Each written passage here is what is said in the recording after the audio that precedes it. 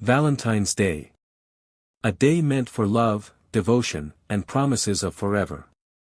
But inside a luxury home in Pretoria, South Africa, the sound that shattered the night wasn't laughter or whispered affections, it was gunfire. 4 shots. A locked bathroom door. A woman bleeding out on the floor. A champion, adored and admired, suddenly finds himself in handcuffs. He says it was a mistake. That he was protecting his home. That he thought he was alone. But the evidence tells another story. A story of fear, control, and a final, desperate scream that no one could ignore. The scream fades to black. A heartbeat sound slows, then stops. What really happened behind those locked doors? And why did a woman who had everything to live for spend her final moments hiding in a bathroom, praying for her life? Before the world knew him as a convicted killer, Oscar Pistorius was a symbol of hope. A man who defied the odds, rewriting the limits of what was possible in the world of athletics. To millions, he was an inspiration, a double amputee who refused to let his disability define him. Oscar Leonard Karl Pistorius was born on November 22, 1986, in Johannesburg, South Africa. He entered the world with a rare condition, fibular hemimelia. The fibula, the long bone between the knee and ankle, was missing in both legs. His parents were faced with an impossible choice. At just 11 months old, doctors amputated both of his legs below the knee. The world he would grow up in was not built for him. But Pistorius was not built for surrender. Despite his condition, Oscar Pistorius grew up like any other boy. He played sports. He roughhoused. He chased his dreams at full speed. By the time he was a teenager, he was not just walking, he was running. And he was winning. With specially designed prosthetic blades, he became a force on the track. The Blade Runner, they called him. He shattered records, claimed Paralympic gold, and in 2012, achieved the impossible. He became the first double amputee to compete in the Olympics, racing against able-bodied athletes. He was proof that no obstacle was too great. That any limitation could be overcome. But then, a sudden pause. The bright stadium lights dim. The sound of cheers fades into silence. But for all his victories on the track, his life outside of it was a different race altogether, one he was losing. Reeva Steenkamp was more than just a model. She was a law graduate, a television personality, and an outspoken advocate against gender-based violence. She was intelligent, ambitious, and determined to use her platform for good. She had dreams that stretched far beyond the covers of magazines. Born on August 19, 1983, in Cape Town, Reeva was raised in Port Elizabeth. She excelled in academics, earning her law degree from Nelson Mandela Metropolitan University. She was fiercely independent, a woman who believed in justice, in fairness, in standing up for what was right. And yet, despite her promising future, she would never get the chance to live the life she had worked so hard for. The screen flickers with images of her magazine covers, her appearances on reality TV, and her work speaking out against domestic violence. On Valentine's Day 2013, she was supposed to wake up to love, flowers, and celebration. Instead, she was shot 4 times behind a locked bathroom door. The very thing she fought against, violence against women, became the nightmare that ended her life. Oscar Pistorius and Reeva Steenkamp met in November 2012. The attraction was instant. He was South Africa's golden boy. She was a rising star. Together, they seemed unstoppable. To the outside world, they were the picture of success, beauty, and romance. But inside, behind closed doors, things were far more complicated. Their relationship was intense. Passionate. But also volatile. In private, there were fights. Accusations. Moments of jealousy and control. In messages later revealed to the court, Reeva spoke of feeling afraid. She told Oscar she was scared of him sometimes. That she felt he was quick to anger. That she couldn't always recognize the man she had fallen for. Just 3 months into their relationship, the cracks were beginning to show. But no one could have predicted how quickly things would come crashing down. February 14, 2013. The night everything changed. February 13, 2013, Valentine's Eve. Inside the Silver Woods estate, a luxury gated community in Pretoria, Oscar Pistorius and Reeva Steenkamp spent what would be their final night together. Neighbors recall hearing nothing out of the ordinary that evening. No visible signs of trouble. But inside Pistorius's home, something was happening, something that would soon shatter the illusion of peace. Evening of February 13, 2013. 6 p.m. Reeva and Oscar exchange messages throughout the day. She arrives at his home in the early evening, bringing a small Valentine's gift. 7 p.m. to 10 p.m. the couple eats dinner. CCTV footage from a nearby shopping center earlier that day shows them appearing calm, affectionate. 10:30 p.m. Reeva messages a friend, seemingly relaxed. She sends a final tweet, "What do you have up your sleeve for your love tomorrow?" After midnight, February 14, 2013. Around 1 a.m., Pistorius and Reeva are in the bedroom. What happens next is disputed. 1:30 a.m., neighbors later report hearing shouting coming from the house. Some claim they heard a woman's voice. Others recall only a man's voice.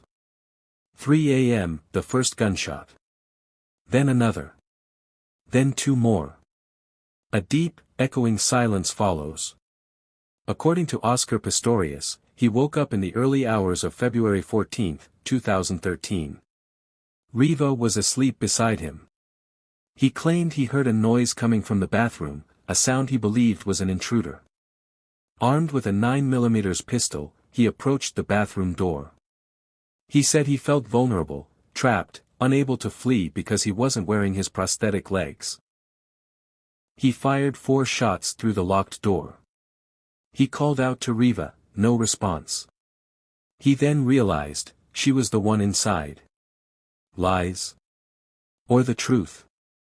The prosecution, however, painted a different picture. They argued that Pistorius and Reeva had a heated argument that night. That she had retreated to the bathroom after a fight, locking the door for safety. That Pistorius, in a fit of rage, grabbed his gun and fired, not in fear, but in anger. Experts later testified that Reeva was likely standing behind the door when the first shot hit her hip, causing her to collapse. The next 3 shots struck her as she fell.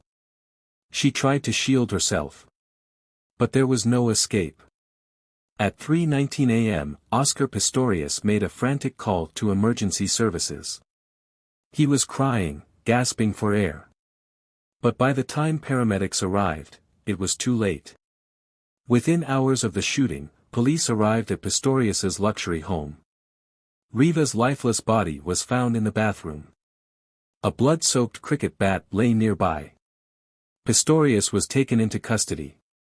His initial explanation: a terrible mistake. But the authorities weren't convinced. The circumstances did not match an accidental shooting.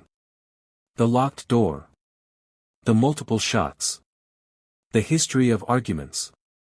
We were looking at a case of premeditated murder. On February 15, 2013, just 1 day after the shooting, Oscar Pistorius was officially charged with murder. Prosecutors believed he had intentionally killed Reeva Steenkamp in a moment of rage. His defense? A tragic misunderstanding. The bail hearing became a spectacle. For 4 days, the world held its breath as the prosecution and defense laid out their cases. The prosecution's argument. Pistorius had a history of reckless behavior with firearms. Neighbors reported hearing arguments before the gunshots. He showed no attempt to verify Reeva's whereabouts before firing. The defense's argument. Pistorius was highly security conscious due to past break-ins. His disability made him feel vulnerable, especially at night. His emotional breakdown after the shooting was proof of a genuine mistake. A dramatic pause. Then, the judge speaks. Judge. The accused is granted bail. The gavel strikes. A murmur ripples through the courtroom. Oscar Pistorius was released on bail under strict conditions. No travel. No alcohol. No firearms. But beyond the courtroom, public opinion was split. Was he a grieving boyfriend, or a cold-blooded killer? And as the world debated, one truth remained unchanged: Reeva Steenkamp was gone. And the fight for justice was only just beginning. March 3, 2014. The trial of Oscar Pistorius begins in the North Gauteng High Court, Pretoria. The prosecution, led by veteran prosecutor Jerry Nell, wastes no time. From the very first moment, they lay out their case with precision and confidence. The accused did not fire in panic. He did not fire out of fear. He fired out of anger. He knew exactly who was behind that door. The state's argument is direct. This was premeditated murder. A heated argument, a terrified Reeva seeking safety in the bathroom, and an enraged Pistorius grabbing his gun with intent to kill. This, the prosecution claims, was not a case of mistaken identity. This was an act of cold-blooded rage. One of the most critical pieces of evidence comes from the very people who lived around Pistorius. Multiple neighbors testified to hearing a woman's screams before the gunshots rang out. The defense attempts to counter, suggesting that what the neighbors heard was Pistorius himself screaming in anguish. But the prosecution challenges this. Ballistics prove Reeva was shot while still alive. If she screamed, it was before the final shots. Which means Pistorius knew she was behind that door. Pathologist Dr. Gert Sayman is called to the stand. He presents the grim details. Reeva was hit 4 times. The first bullet struck her hip, causing her to fall. The second shattered her arm. The third hit her hand as she tried to shield herself. The fourth was the fatal shot, striking her head. The autopsy suggests Reeva may have been conscious after the first shot. Which means she suffered. And if she was conscious, the prosecution argues, she must have screamed. Dr. Sayman. She would have felt excruciating pain. This was not an instant death.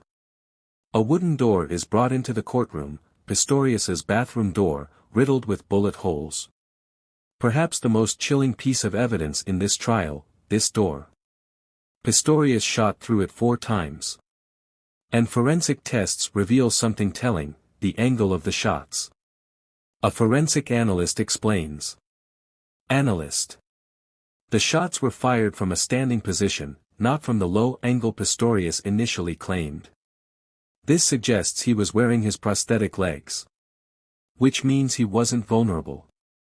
He was in control. The prosecution argues that Pistorius's own version of events is collapsing under the weight of the evidence. The digital trail only adds to their case. Prosecutors reveal hundreds of WhatsApp messages between Reeva and Oscar, painting a picture of a volatile relationship. Reeva confided in friends about her concerns. She loved Oscar, but she also feared him. The prosecution rests its case. And now, the world turns to the man at the center of it all. Barry Rue, Pistorius's lead defense attorney, steps forward. His approach? Dismantle the state's case piece by piece. My client had no motive. My client has lived in fear his entire life. And on that night, he made a tragic mistake. The defense's core argument: Pistorius believed he was protecting himself. His disability made him feel vulnerable. His actions, though tragic, were never premeditated. Key witnesses, a different perspective. 1. Pistorius's character witnesses. Friends, family, and former coaches testify. To understand Oscar Pistorius, the defense argues, you must understand his past. He was born without fibulas, underwent amputation as a baby, and fought against the odds to become a world-class athlete. He was not a violent man, he was a man haunted by insecurity. A childhood photo of Pistorius, sitting on prosthetic limbs, fades in. 2. The defense's forensic experts, a counterargument.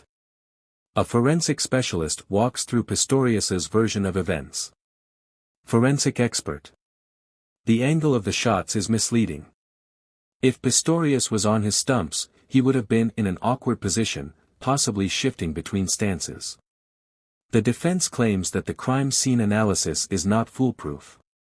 That in moments of fear, actions are not always logical.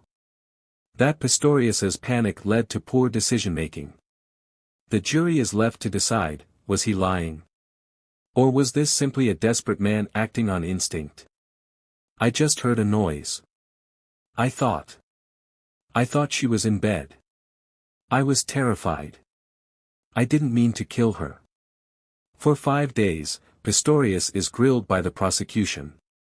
He cries. He trembles. He apologizes. But prosecutor Jerry Nell is relentless. A tense courtroom exchange plays. Jerry Nell. You knew exactly what you were doing, didn't you? Oscar Pistorius, crying. No. I swear I didn't. I thought she was an intruder. The question that would define this trial remains unanswered, was Oscar Pistorius telling the truth? Or was this the performance of a lifetime? It had been 6 months of testimony, cross-examinations, and emotional breakdowns. But on September 12, 2014, the moment of truth arrived. Would Oscar Pistorius be found guilty of murder? Or was this, as he claimed, a tragic mistake? Judge Thokozile Masipa clears her throat and begins to read her findings. Judge Masipa.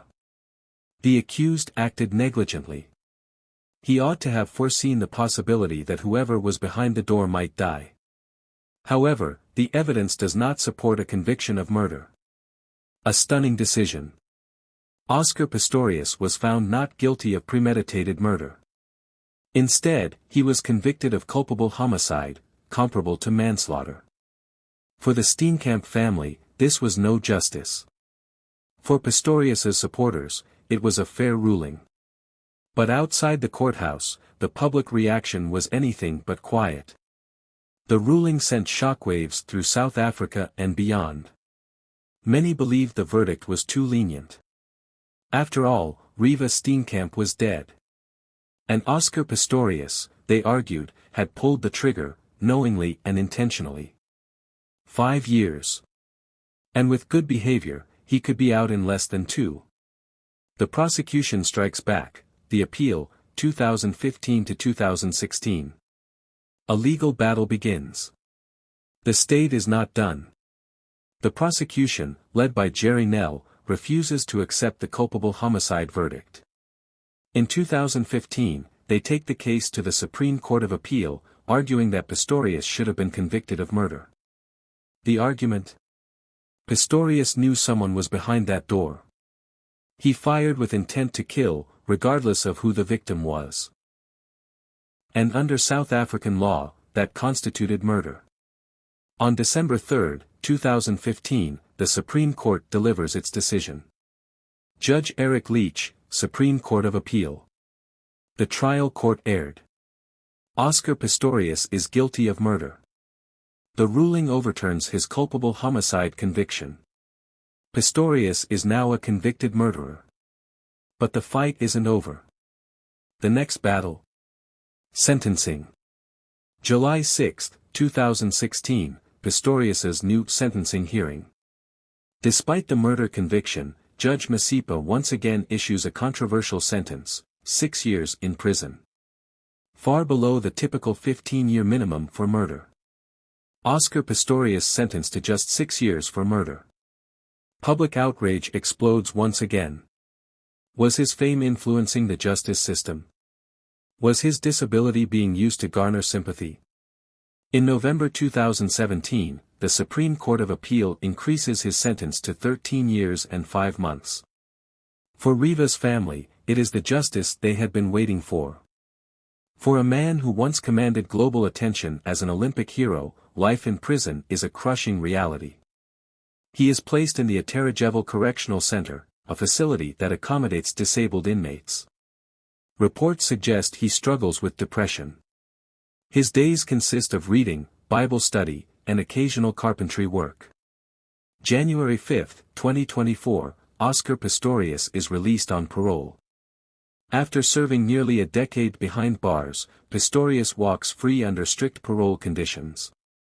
The terms: he must undergo therapy for anger management, engage in community service, and remain under supervision until 2029. For some, his release is a chance at redemption.